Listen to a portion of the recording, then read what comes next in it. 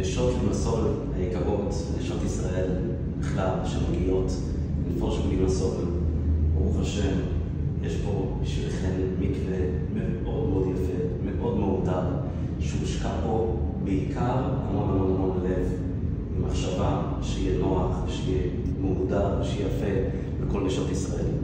זכות בשבילכם לבוא לטבול, גם אלו שלא שמרו כל השנים טהרה, לא באו לטבול.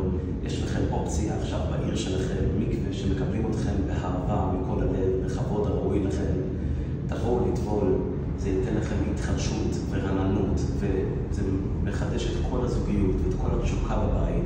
זו מצווה כל כך מיוחדת, זו מתנה נפלאה לאישה שיכולה פעם בחודש לטבול, להתאר, ממש להתחדש כמו יולדת מחדש, ממש כמו נולדת מחדש.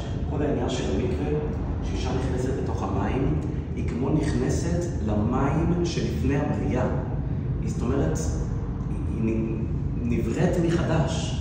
ברגע שהיא נבראת מחדש, יש לה התחדשות בגוף, בנפש, בתחושות שלה, ואז באמת בבית הבעל מרגיש את ההתחדשות הזאת, וגם אצלו יש התחדשות של תשוקה, של אהבה אליה, והזוגיות עולה, וזה שומר על השלום בית, שומר על שלמות המשפחה, ואתם תרגישו כל כך מיוחד אחרי שאתם יוצאות מהמקווה שאתם טובלות.